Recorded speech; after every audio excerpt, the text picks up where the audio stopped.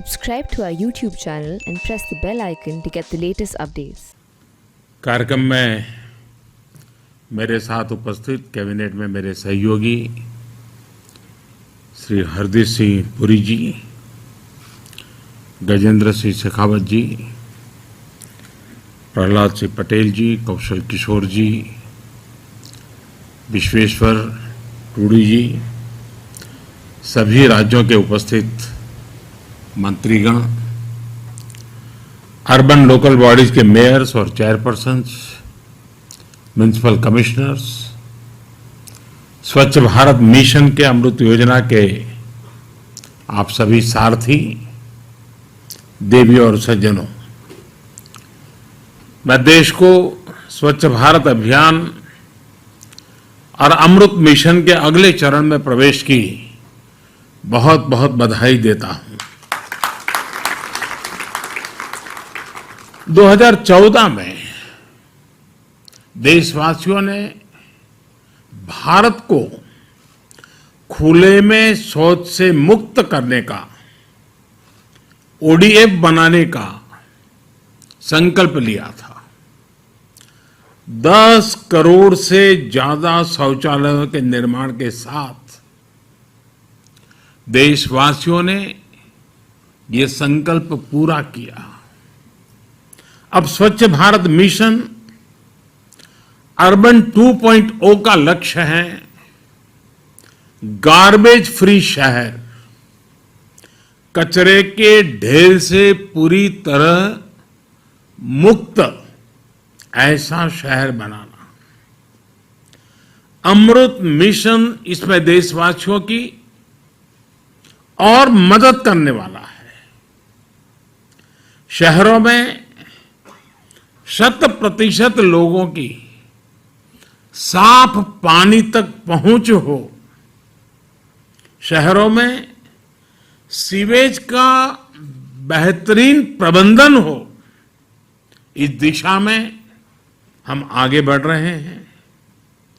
Mission अमृत के अगले चरण में देश का लक्ष्य है सीवेज और सेप्टिक मैनेजमेंट बढ़ाना, अपने शहरों को वाटर सिक्योर सिटीज बनाना और ये सुनिश्चित करना कि हमारी नदियों में कहीं पर भी कोई गंदा नाला न गिरे।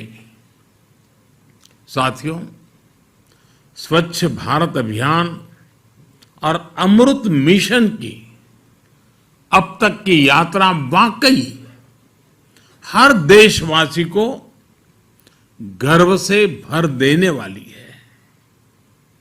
इसमें मिशन भी है, मान भी है, मर्यादा भी है, एक देश की महत्वाकांक्षा भी है और मातृभूमि के लिए अप्रतिम प्रेम भी है।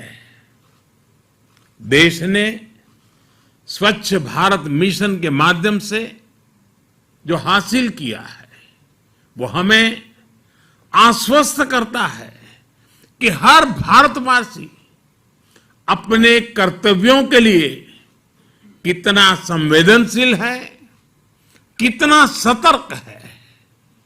हम सफलता में और इस सफलता में भारत के हर नागरिक का योगदान है।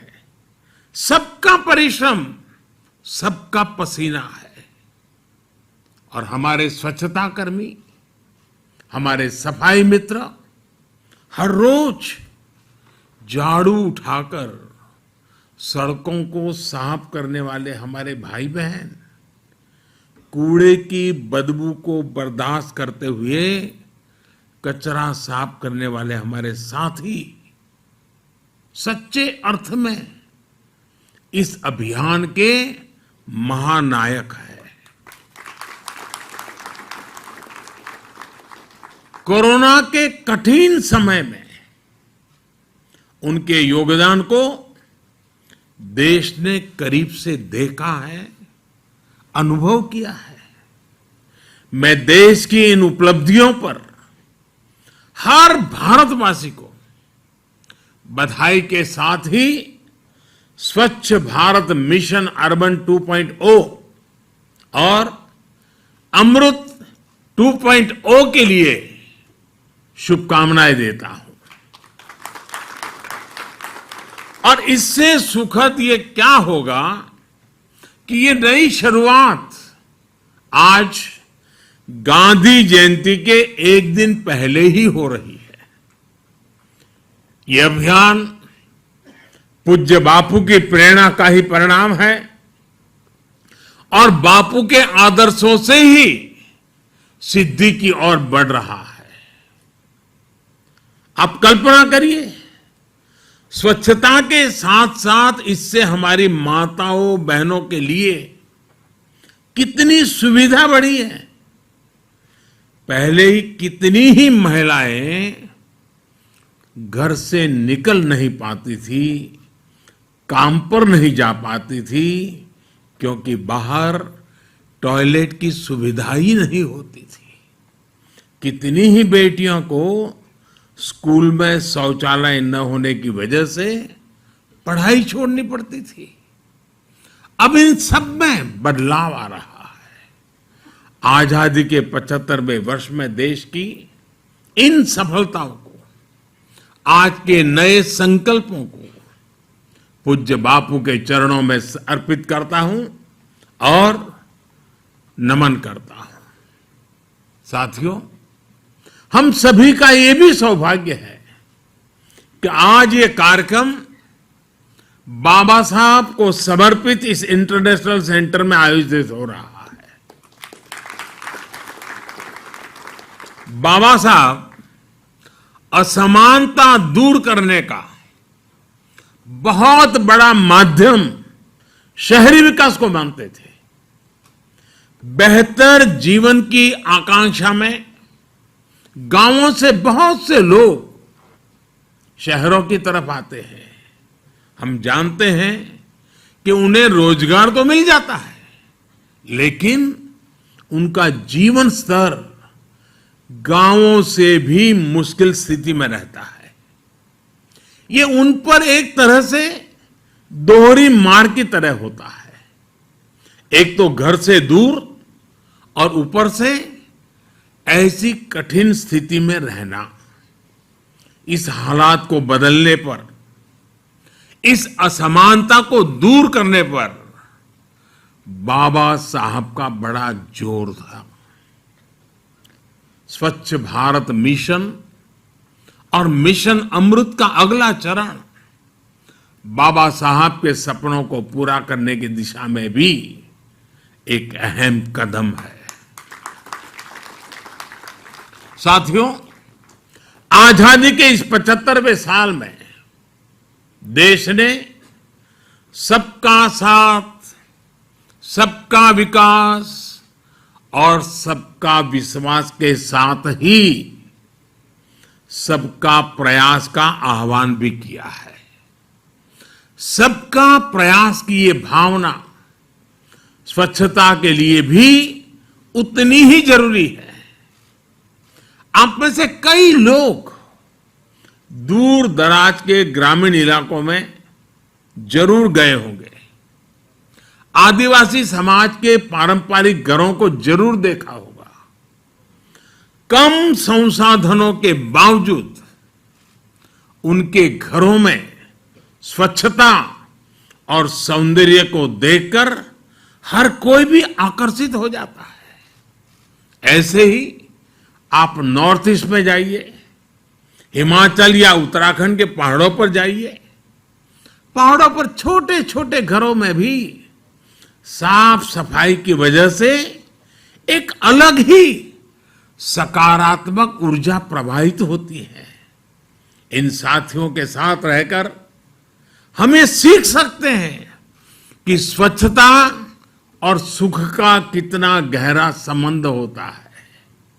इसलिए जब मैं गुजरात का मुख्यमंत्री बना और प्रगति के लिए पर्यटन की संभावनाओं को निखारना शुरू किया, तो सबसे बड़ा फोकस स्वच्छता और इस प्रयास में सभी को जोड़ने पर किया गया। निर्मल गुजरात अभियान जब जन आंदोलन बना तो उसके बहुत अच्छे परिणाम भी मिले। इससे गुजरात को नई पहचान तो मिली ही, राज्य में पर्यटन भी बढ़ा। भाई और बहनों, जन आंदोलन की ये भावना स्वच्छ भारत मिशन की सफलता का आधार है। पहले शहरों में कचरा सड़कों पर होता था, गलियों में होता था, लेकिन अब घरों से न केवल वेस्ट कलेक्शन पर बल दिया जा रहा है, बल्कि वेस्ट सेग्रीगेशन पर भी जोर है। बहुत से घरों में अब हम देखते हैं कि लोग गीले और सूखे कूड़े के लिए अलग अलग डस्टबिन रख रहे हैं। घर ही नहीं, घर के बाहर भी अगर कहीं गंदगी दिखती है तो लोग स्वच्छता ऐप से उसे रिपोर्ट करते हैं, दूसरे लोगों को जागरूक भी करते हैं। मैं इस बात से बहुत खुश होता हूं कि स्वच्छता अभियान को मजबूती देने का बीड़ा हमारी आज की पीढ़ी ने उठाया हुआ है। टॉफी के रैपर अब जमीन पर नहीं फेंके जाते हैं, बल्कि पॉकेट में रखे जाते हैं। छोटे छोटे बच्चे अब बड़ों को टोकते हैं कि गंदगी मत करिए। दादाजी, नानाजी, दादी जी को बताते हैं ये मत करो। शहरों में नौजवान तरह तरह से स्वच्छता अभियान में मदद कर रहे हैं, इनिशिएटिव ले रहे हैं। कोई वेस्ट से वेल्थ बना रहा है, तो कोई जागरूकता बढ़ाने में जुटा है। लोगों में भी अब एक स्पर्धा है कि स्वच्छ भारत रैंकिंग में उनका शहर आगे आना चाहिए, और अगर पीछे रह जाता है तो गांव में भी दबाव खड़ा होता है, भाई क्या हुआ, वो शहर आगे निकल गया, हम क्यों पीछे रह गए, हमारी क्या कमी है। मीडिया के लोग भी उस शहर की चर्चा करते हैं, देखिए वो तो आगे बढ़ गया, तुम रह गए। तो एक दबाव पैदा हुआ है।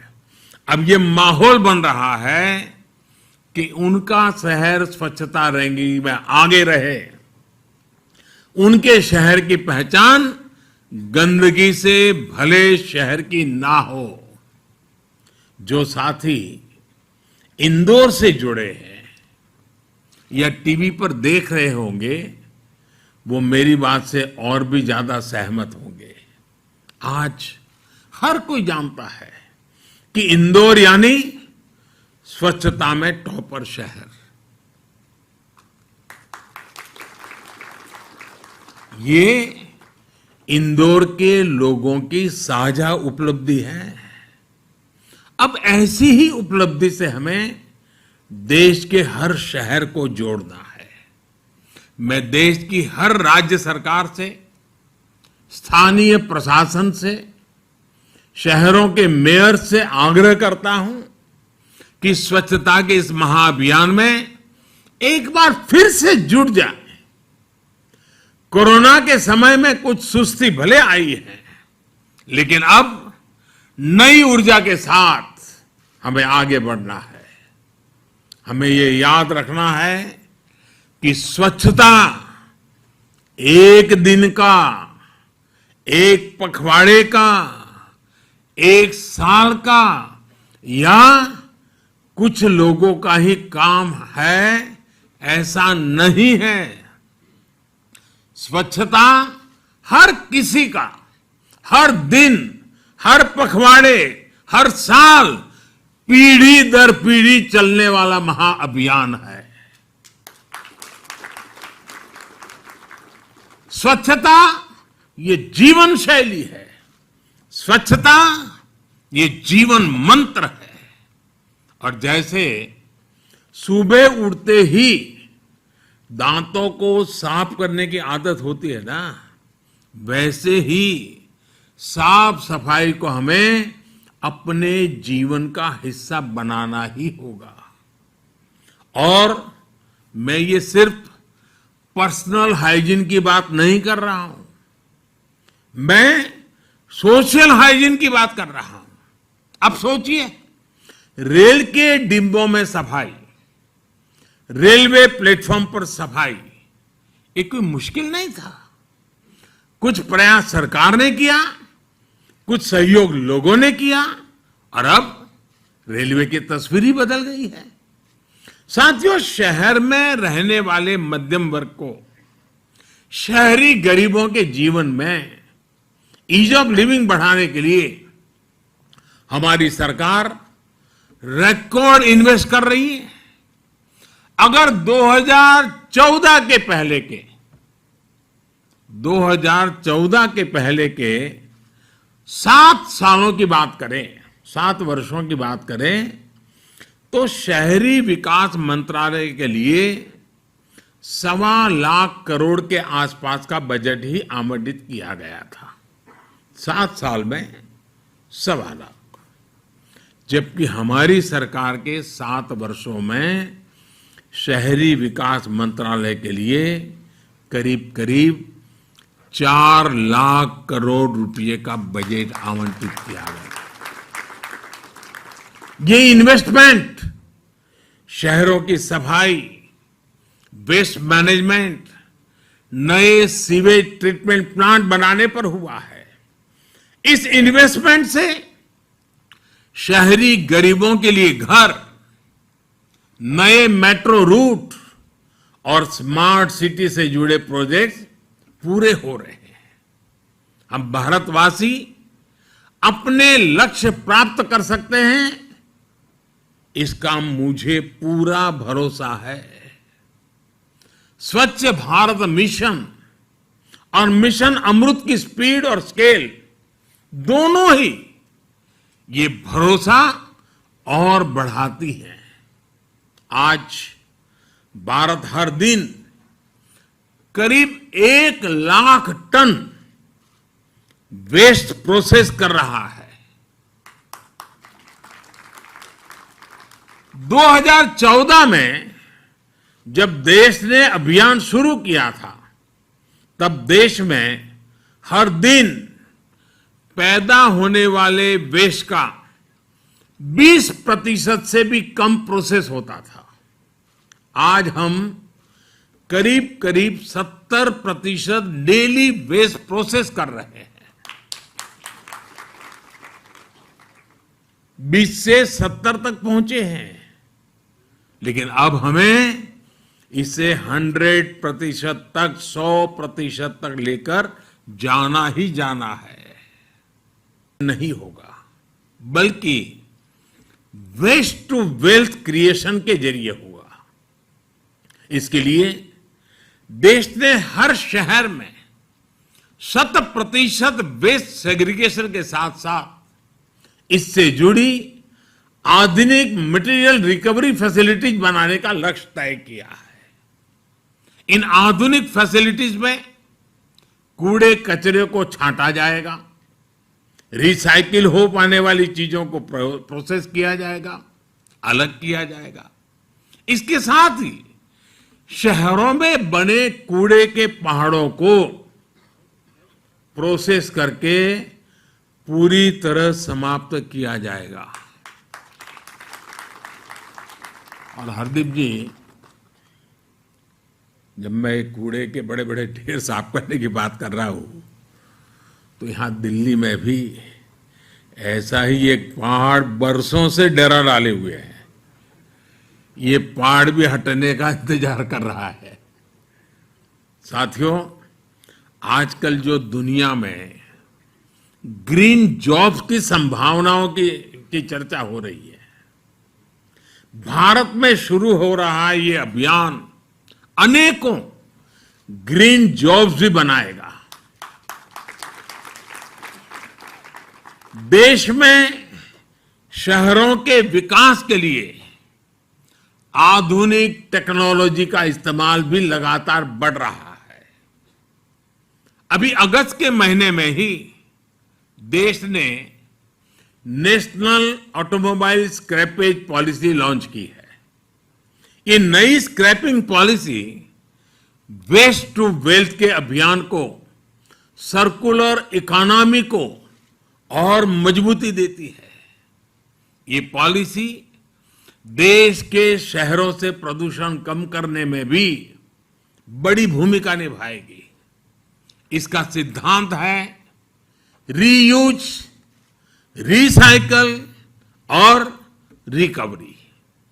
सरकार ने सड़कों के निर्माण में भी वेस्ट के उपयोग पर बहुत ज्यादा जोर दिया है। जो सरकारी इमारतें बन रही हैं, सरकारी आवास योजनाओं के तहत जो घर बनाए जा रहे हैं, उनमें भी रिसाइकलिंग को प्रोत्साहित किया जा रहा है। साथियों, स्वच्छ भारत और संतुलित शहरीकरण को एक नई दिशा देने में राज्यों की बहुत बड़ी भागीदारी रही है। अभी हमने कई साथी मुख्यमंत्रियों का संदेश भी सुना है। मैं देश की प्रत्येक राज्य सरकार का आज विशेष आभार व्यक्त करता हूं। सभी राज्यों ने अपने शहरों की बेसिक जरूरतों को एड्रेस किया। वाटर सप्लाई से लेकर सैनिटेशन तक के लिए प्लानिंग की। अमृत मिशन के तहत 80,000 करोड़ से ज्यादा के प्रोजेक्ट्स पर काम चल रहा है। इससे शहरों के बेहतर भविष्य के साथ साथ युवाओं को नए अवसर भी मिल रहे हैं। पानी का कनेक्शन हो, सीवर लाइन की सुविधा हो, अब हमें इन सुविधाओं का लाभ भी 100% शहरी परिवारों तक पहुंचाना है। हमारे शहरों में सीवेज वाटर ट्रीटमेंट बढ़ेगा तो शहरों के जल संसाधन स्वच्छ होंगे, हमारी नदियां साफ होगी। हमें इस संकल्प के साथ आगे बढ़ना होगा कि देश की किसी भी नदी में थोड़ा सा भी पानी बिना ट्रीटमेंट के ना गिरे, कोई गंदा नाला नदी में न गिरे। साथियों, आज शहरी विकास से जुड़े इस कार्यक्रम में मैं किसी भी शहर के सबसे अहम साथियों में से एक की चर्चा अवश्य करना चाहता हूं। ये साथी है हमारे रेहड़ी पटरी वाले, ठेला चलाने वाले, स्ट्रीट वेंडर्स। इन लोगों के लिए पीएम स्वनिधि योजना एक आशा की नई किरण बनकर आई है।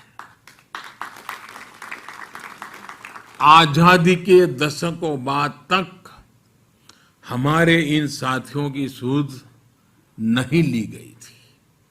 थोड़े से पैसे के लिए उन्हें किसी से बहुत ज्यादा ब्याज पर कर्ज लेना पड़ता था। वो कर्ज के बोझ में डूबा रहता था। दिन भर मेहनत करके कमाता था, परिवार के लिए जितना देता था उससे ज्यादा ब्याज वाले को देना पड़ता था। जब लेन देन का कोई इतिहास ना हो, कोई डॉक्यूमेंट ना हो, तो उन्हें बैंकों से मदद मिलना भी असंभव था। इस असंभव को संभव किया है पीएम स्वनिधि योजना ने। आज देश के 46 लाख से ज्यादा रेहड़ी पटरी वाले भाई बहन, स्ट्रीट वेंडर्स इस योजना का लाभ उठाने के लिए आगे आए हैं।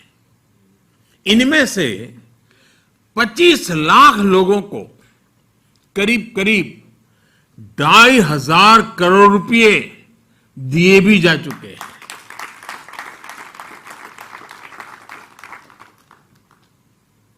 स्ट्रीट वेंडर के जेब में 2,500 करोड़ पहुंचाना ये छोटी बात नहीं है जी।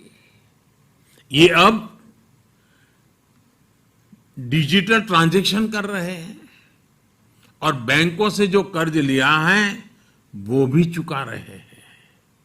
जो स्ट्रीट वेंडर्स समय पर लोन चुकाते हैं उन्हें ब्याज में छूट भी दी जाती है। बहुत ही कम समय में इन लोगों ने 7 करोड़ से अधिक ट्रांजैक्शन किए हैं। कभी कभी हमारे देश में बुद्धिमान लोग कह देते हैं कि गरीब आदमी को ये कहां से आएगा, लेकिन यही लोग हैं जिन्होंने करके दिखाया है।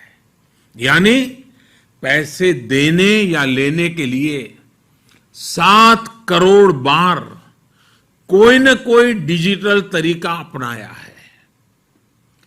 मैं थोक, और ये लोग क्या करते हैं, थोक विक्रेताओं से जो सामान खरीद रहे हैं उसका पेमेंट भी अपने मोबाइल फोन से डिजिटल तरीके से करने लगे हैं, और जो फुटकर सामान बेच रहे हैं उसके पैसे भी नागरिकों से वो डिजिटल तरीके से लेने की शुरुआत कर चुके हैं।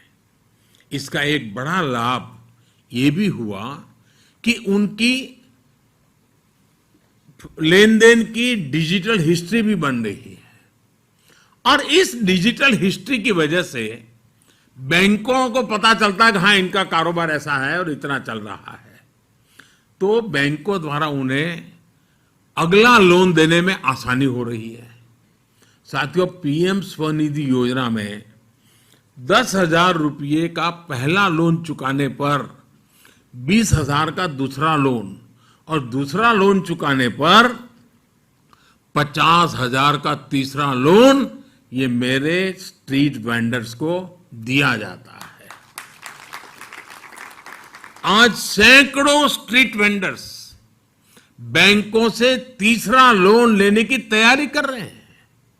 मैं ऐसे हर साथी को बैंकों से बाहर जाकर ज्यादा ब्याज पर कर्ज उठाने के दुष्चक्र से मुक्ति दिलाना चाहता हूं। और आज देश भर के मेयर मेरे साथ जुड़े हुए हैं, नगरों के अध्यक्ष जुड़े हुए हैं।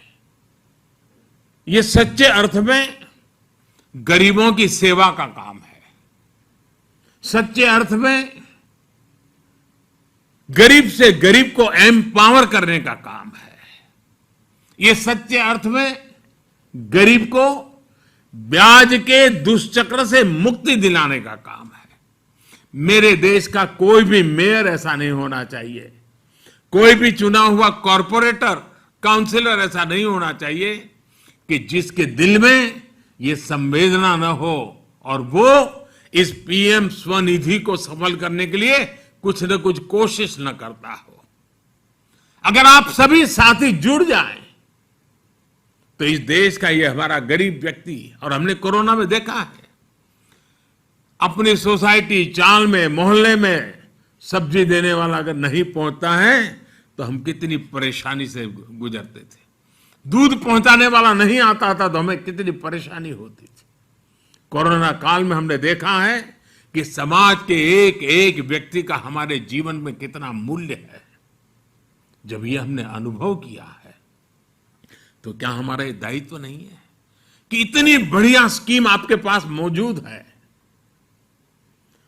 उसको ब्याज में मदद मिल रही है, उसको अपना कारोबार बढ़ाने के लिए पैसे लगातार मिल रहे हैं, क्या आप उसे डिजिटल लेन देन की ट्रेनिंग नहीं दे सकते हैं? क्या आप अपने शहर में 1,000, 2,000, 5,000, 20,000, 25,000 ऐसे हमारे साथी होंगे, क्या उनके जीवन को बदलने के लिए कदम नहीं उठा सकते? मैं पक्का कहता हूं दोस्तों, भले ये प्रोजेक्ट भारत सरकार का हो, भले ये पीएम स्वनिधि हो, लेकिन अगर आप इसको करेंगे तो उस गरीब के दिल में जगह आपके लिए बनेगी। वो जय जयकार उस शहर के मेयर का करेगा, वो जय जयकार उस शहर के कॉर्पोरेटर का करेगा, वो जिसके उसकी मदद में हाथ फैला है उसके जय जयकार करेगा। मैं चाहता हूं ये जय जयकार आपका हो, मेरे देश के हर शहर के मेयर का हो, मेरे देश के हर कॉर्पोरेटर का हो, मेरे देश के हर काउंसिलर का हो। ये जय जयकार आपका हो ताकि जो गरीब ठेला और रेहड़ी पटरी लेकर के बैठा हुआ है वो भी हमारी तरह शान से जिए, वो भी अपने बच्चों को अच्छी शिक्षा देने के लिए दो महत्वपूर्ण निर्णय कर सके। बड़ी आसानी से किया जा सकता है साथियों, लेकिन इस काम में हम सबका योगदान, मैं सभी कमिश्नर से कहना चाहूंगा, ये मानवता का काम है, ये ग्रास रूट लेवल पर आर्थिक सफाई का भी काम है, एक स्वाभिमान जगाने का काम है। देश ने आपको इतना प्रतिष्ठित पद पर बिठाया है, आप दिल से इस पीएम स्वनिधि कार्यक्रम को अपना बनाइए, जी जान से उसके साथ जुटिए।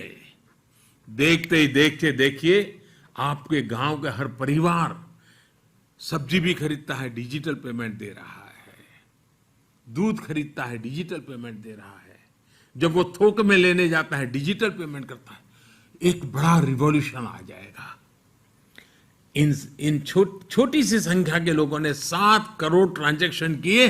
अगर आप सब इनकी मदद में पहुंच जाए तो हम कहां से कहां पहुंच सकते हैं। मेरी आज इस कार्यक्रम में उपस्थित शहरी विकास के साथ जुड़े हुए सभी इकाइयों से व्यक्तिगत रूप से आग्रह है कि आप इस काम में पीछे मत रहिए, और बाबा साहब आम्बेडकर के नाम से जुड़े उस भवन से जब मैं बोल रहा हूं तब तो गरीब के लिए कुछ करना हमारा दायित्व बन जाता है। साथियों, मुझे खुशी है कि देश के 2 बड़े राज्य उत्तर प्रदेश और मध्य प्रदेश, इन दोनों राज्यों में सबसे ज्यादा स्ट्रीट वेंडर्स को बैंकों से लोन दिया गया है। लेकिन मैं सभी राज्यों से आग्रह करूंगा, इसमें भी स्पर्धा हो, कौन राज्य आगे निकलता है, कौन राज्य सबसे ज्यादा डिजिटल ट्रांजैक्शन करता है, कौन राज्य सबसे ज्यादा तीसरी लोन, स्ट्रीट वेंडर्स को तीसरी लोन तक ले गया है, 50,000 रुपया उसके हाथ में आया है, ऐसा कौन राज्य कर रहा है, कौन राज्य सबसे ज्यादा करता है। मैं चाहूंगा उसकी भी एक स्पर्धा कर लिया जाए, और हर 6 महीने 3 महीने इसके लिए भी उन राज्यों को पुरस्कृत किया जाए, उन शहरों को पुरस्कृत किया जाए। एक तंदुरुस्त स्पर्धा गरीबों की कल्याण करने की, एक तंदुरुस्त स्पर्धा गरीबों का भला करने की, एक तंदुरुस्त स्पर्धा गरीबों को सशक्त करने की। आइए उस स्पर्धा में हम सब जुड़े, सभी मेयर जुड़े, सभी नगर अध्यक्ष जुड़े, सभी कॉर्पोरेटर जुड़े, सभी काउंसिलर जुड़े। साथियों, हमारे यहां शास्त्रों में कहा गया है, आस्ते भग आसीन यह ऊर्ध्व तिष्ठति तिष्ठतः शेते निपद्यमानस्य चराति चरतो भगः चरैवती। अर्थात कर्म पथ पर चलते हुए अगर आप बैठ जाएंगे तो आपकी सफलता भी रुक जाएगी। अगर आप सो जाएंगे तो आपकी सफलता भी सो जाएगी। अगर आप खड़े होंगे तो सफलता भी उठ खड़ी होगी। अगर आप आगे बढ़ेंगे तो सफलता भी वैसे ही आगे बढ़ेगी।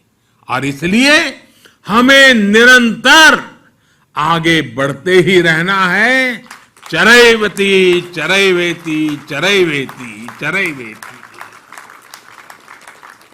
इस चरैवेति चरैवेति के मंत्र को लेकर के हम चल पड़े और अपने शहर को इन सभी मुसीबतों से मुक्ति दिलाने का बीड़ा उठाए। हमें एक ऐसा भारत बनाना है जो स्वच्छ हो, समृद्ध हो और दुनिया को सस्टेनेबल लाइफ के लिए दिशा दे। मुझे पूरा विश्वास है हम सभी देशवासियों के प्रयासों से देश अपना ये संकल्प जरूर सिद्ध करेगा। इन्हीं शुभकामनाओं के साथ आप सभी का बहुत बहुत धन्यवाद, बहुत बहुत शुभकामनाएं।